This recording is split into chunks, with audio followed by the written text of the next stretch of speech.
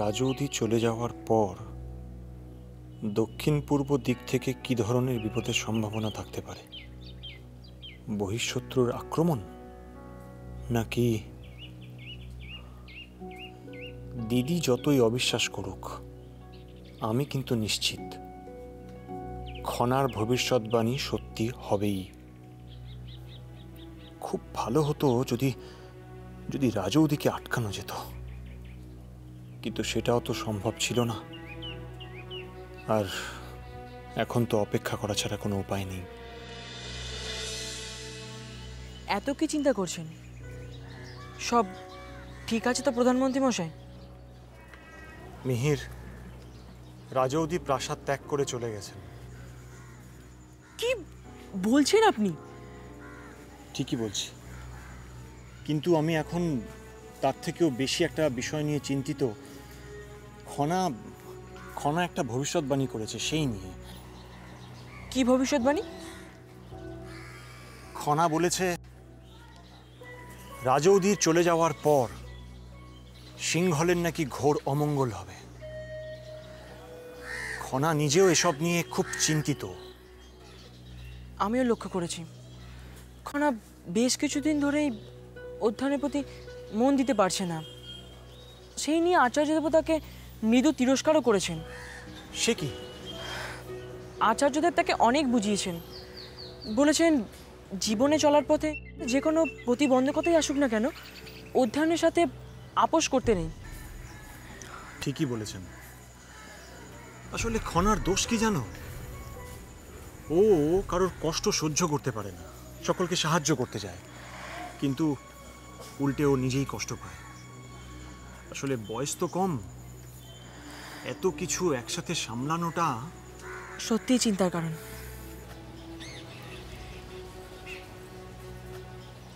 মিহির, তোমাকে একটা দায়িত্ব দিলে নিতে পারবে? কি? সব সময় খনার পাশে থেকে খনাকে সাহায্য করতে পারবে? খনার খুব সাহায্য দরকার মিহির। আমাদের পক্ষে তো সব সময় ওর পাশে থাকা সম্ভব নয়। তোমরা একসাথে অধ্যয়ন করো, তোমাদের বয়সটাও প্রায় কাছাকাছি, তাই বলছিলাম। আপনি নিশ্চিন্ত এখন প্রধানমন্ত্রী মশাই, আমি সবসময় খনার পাশে আছি।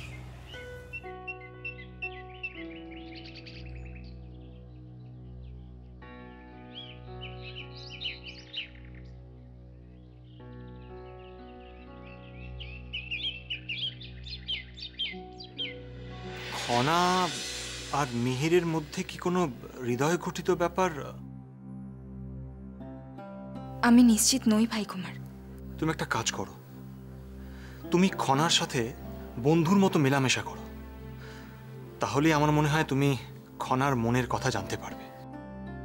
আর আমিও মিহিরের সাথে বন্ধুর মতো মেলামেশা করছি, এই বিষয়ে ওর দৃষ্টিভঙ্গি ঠিক কি সেটা বোঝার চেষ্টা করছি। মিহিরকে দায়িত্বটা দিয়ে কি ঠিক করলাম? অবশ্য আর কাকেই বা দায়িত্ব দিতাম? খনার তো সেরকম কোনো বন্ধুও নেই। ঋদ্ধিও তো এখন তার মেয়েকে নিয়ে ব্যস্ত। হয়তো খনা তার সাথে মন খুলে কথা বলার সুযোগই পায় না। হয়তো খনা তার মনের কথা শুধু মিহিরকেই বলে, আর বলাটাই তো স্বাভাবিক। তারা একসাথে বেড়ে উঠছে, প্রতিদিন দীর্ঘ সময় একসাথে থাকছে। জীবনের স্বাভাবিক নিয়মে এরকম ঘনিষ্ঠ বন্ধুত্ব গড়ে না উঠলে তো অবাকই হতাম না।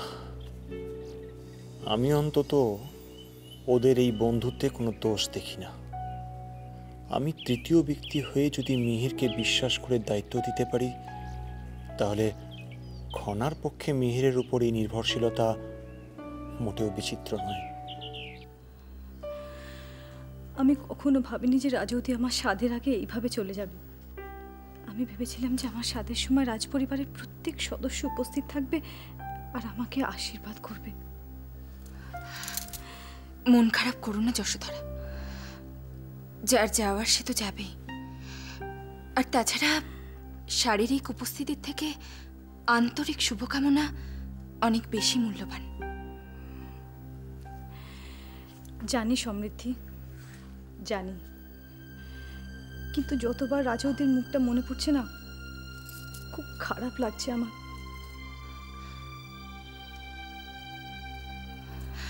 সেটাই তো স্বাভাবিক।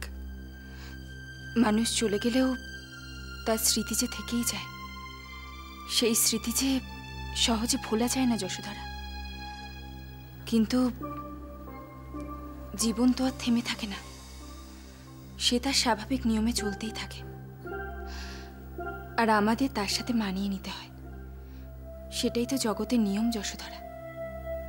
আচ্ছা সমৃদ্ধি, সমৃদ্ধি রাজৌদি আমার জন্য মঙ্গল কামনা করবে তো? তুমি তো কখনো তার সাথে খারাপ ব্যবহার করনি, তাকে অপমান করনি, তাকে দুঃখও দাওনি। তার যদি সেসব কথা মনে থাকে, তবে তিনি নিশ্চয়ই তোমার জন্য প্রার্থনা করবেন। কি হয়েছে যশোধরা?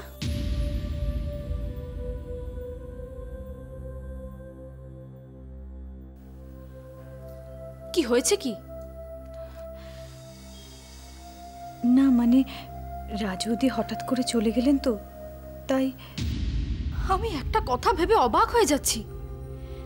তুমি এমন একজনের জন্য মন খারাপ করছো যে সারা জীবন আমাদের দুঃখ কষ্ট ছাড়া কিচ্ছু দেয়নি। না, আমি শুধু বলছিলাম যে রাজৌদি আমার সাথে থাকলে বড় ভালো হতো। তোমার সাধের অনুষ্ঠান পণ্ড হয়ে যেত যশোধরা, সেটা বুঝি খুব ভালো হতো? আমার সাথ পণ্ড হয়ে যেত? কেন? এর আগেও তো প্রাসাদে প্রচুর অনুষ্ঠান হয়েছে। তুমি দেখোনি রাজৌদি কেমন ভাবে সমস্ত অনুষ্ঠানে বিঘ্ন ঘটিয়েছিলেন?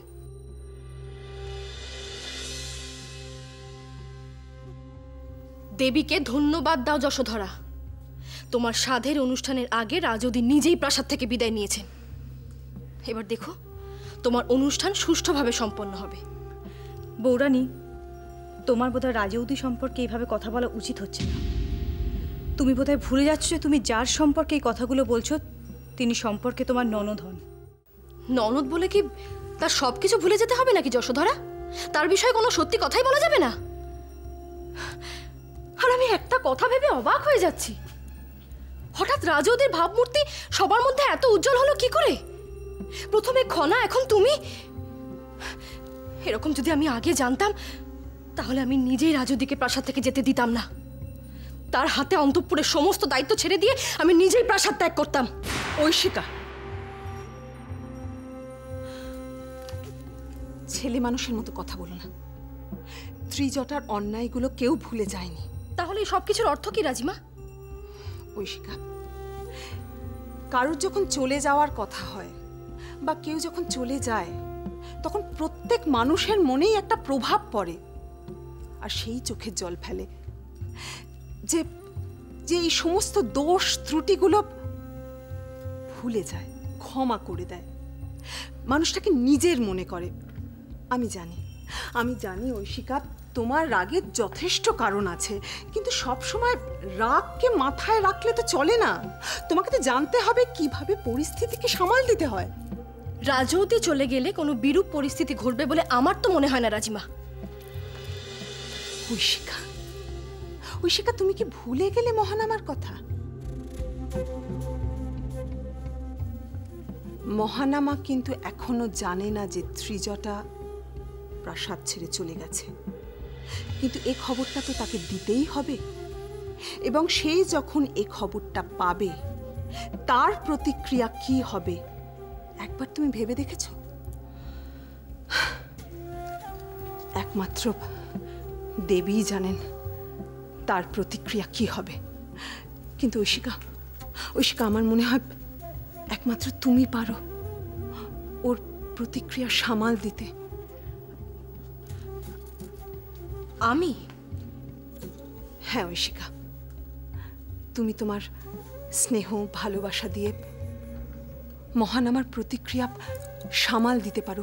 শুধু শুধু মহানামার প্রতিক্রিয়া কেন, এই প্রাসাদের পুরো নিয়ন্ত্রণ তুমি তোমার হাতের মধ্যে রাখতে পারো। হ্যাঁ, সমৃদ্ধি নিশ্চয়ই তোমাকে সাহায্য করবে, কিন্তু আসল কাজটা তোমাকে করতে হবে।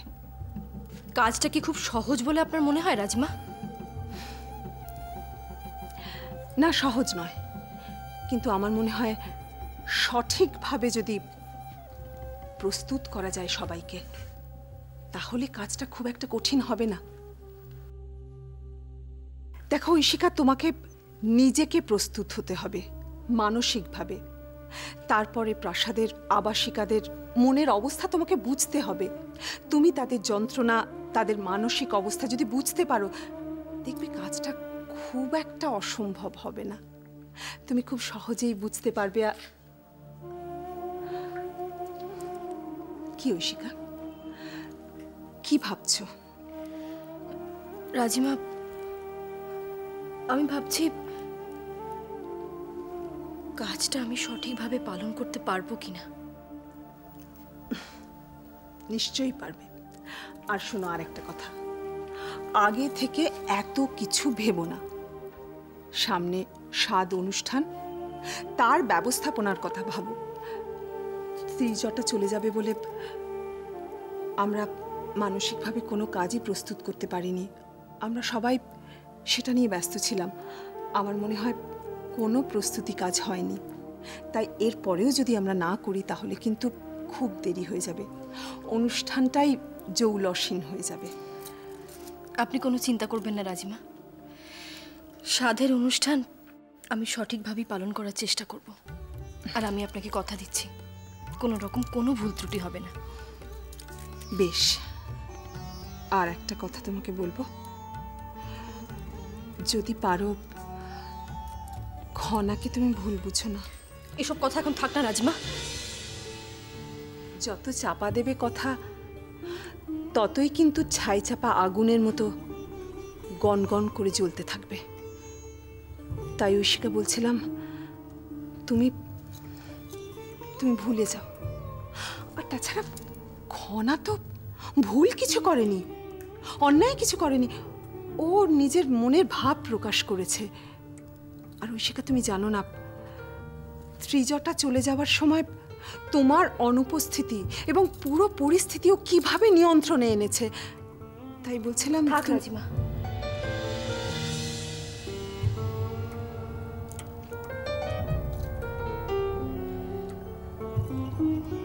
খনা আর যাই করুক, সে তার মায়ের মনে দুঃখ দিয়ে কোনো ঠিক কাজ করেনি। কিন্তু বেশ, সময়ের উপর ছেড়ে দিলাম, সেই তোমাদের ভুল বোঝাবুঝি মেটাতে সাহায্য করবে। সমৃদ্ধি, তুমি ঐশিকার পাশে পাশে সব সময় থেকো। ওর ভালোবাসা আর সমর্থনের প্রয়োজন আছে। আর এই যে তুমি এত কান্নাকাটি করলে চলে? চোখের জল মোছো। গর্ভে যে শিশুটা আছে তার উপর প্রভাব পড়বে না? তার কথা ভাবতে হবে না? এক্ষুনি তুমি চোখের জল মোছো, মোছো বলছি। আমি দেখতে চাই আমাদের যশোধরা ঠিক যতটা কাঁদতে পারে ততটাই কি হাসতে পারে?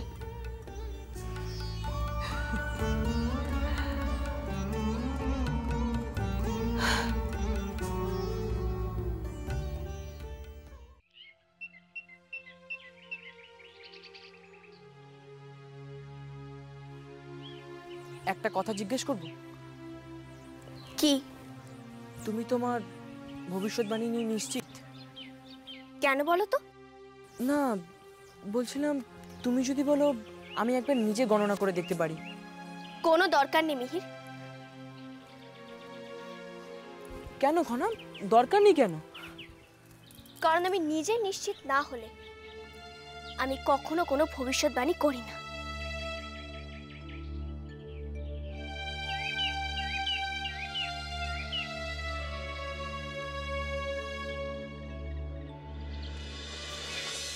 তোমাকে একটা দায়িত্ব দিলে নিতে পারবে? কি? সব সময় খনার পাশে থেকে খনাকে সাহায্য করতে পারবে? খনার খুব সাহায্য দরকার নেই। আমাদের পক্ষে তো সব সময় ওর পাশে থাকা সম্ভব নয়। তোমরা একসাথে অধ্যয়ন করো, তোমাদের বয়সটাও প্রায় কাছাকাছি, তাই বলছিলাম। আপনি নিশ্চিন্ত এখন প্রধানমন্ত্রী মশাই, আমি সবসময় খনার পাশে আছি।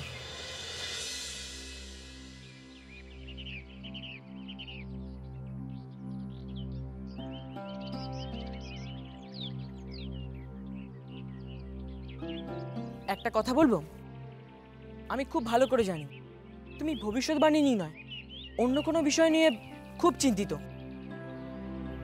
কি হয়েছে বলো না, কারণটা কি? আচ্ছা বেশ, বলো না, কিন্তু এটা জানো, বন্ধুকে মনে কথা বললে কষ্ট কমে।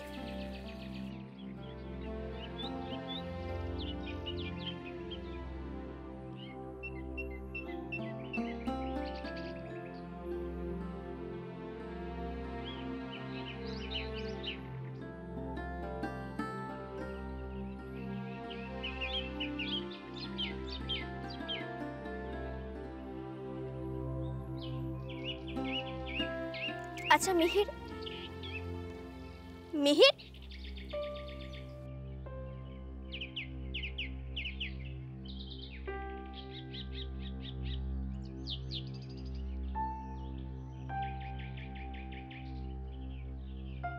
এসব তুমি কি করছো? আমায় বিরক্ত করো না খনা, আমি এখন একটা খুব কাজে ব্যস্ত। মিহির, আমার মজা করতে কিন্তু একটুও ভালো লাগছে না। আমি তো সেটাই এতক্ষণ ধরে বুঝতে পারছি না যে তোমার ভালো না লাগার কারণটা কোথায়।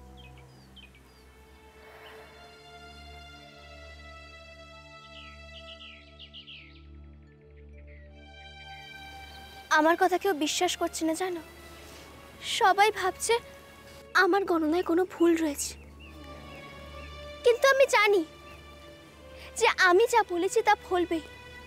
পিসি চলে যাওয়ার পর সিংহলের অমঙ্গল হবেই মিহির।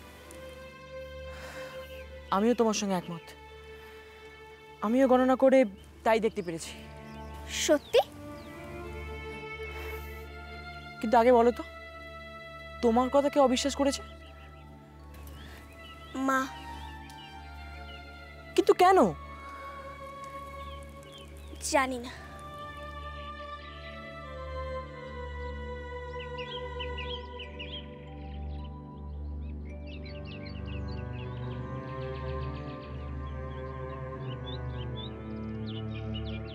তুমি তাকে বোঝানোর চেষ্টা করেছো? অনেক বুঝিয়েছি, কিন্তু মা শুনতে কিছুতেই রাজি না। সেটাই স্বাভাবিক। মানে? দেখো খনা, জ্যোতিষশাস্ত্র বিষয়টা এমন একটা বিষয় যেটা পুরোপুরি বিশ্বাসের উপর নির্ভরশীল। আর তুমি যা বলেছো তা সত্যি হতেও পারে, আবার নাও হতে পারে। আর সেটা যতক্ষণ না সত্যি হচ্ছে ততক্ষণ মানুষ বিশ্বাস করবে কি না করবে সেটা তার একান্ত ব্যক্তিগত ব্যাপার, তাই না? আর তুমি তো কাউকে গায়ের জোরে বিশ্বাস করাতে পারো না। কিন্তু মেহের, আমি এমনি এই কথা বলছি না, আমি গণনা করে তবে এই কথা বলছি। তুমি তো জানোই জ্যোতিষশাস্ত্রে গণনা কতটা জটিল, আর তোমারও সেই গণিত বুঝতে বুঝতে খুব অসুবিধা হয়। তবে তুমি কি করে আশা করো সাধারণ মানুষ তা সহজে বুঝে যাবে? তারা এই ভবিষ্যৎবাণী বিনা প্রশ্নে মেনে নেবে? আমার গণনা নিয়ে যদি কেউ প্রশ্ন তোলে তাতে আমার কোনো সমস্যা নেই মেহের। যদি আমার মাও আমার গণনা নিয়ে প্রশ্ন তোলে তাতেও আমার কোনো সমস্যা নেই। তাহলে তোমার সমস্যাটা কোথায়?